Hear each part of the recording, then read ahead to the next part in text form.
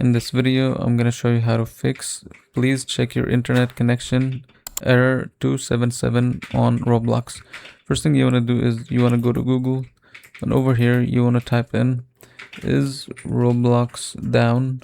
So this when you write this down, you'll get a website like this. They will tell you if Roblox is having a global outage. If it does, you will see like spikes, red long spikes. So in that case, you would just have to wait for a few minutes and the game should be back and running. However, if you're still having issues, then I recommend going here to control panel and go to network and internet, network and sharing center, and click on your internet. And over here, you want to click on properties. Here you'll go down and see internet protocol version 4. Right click and then use the following DNS. So type 8888844.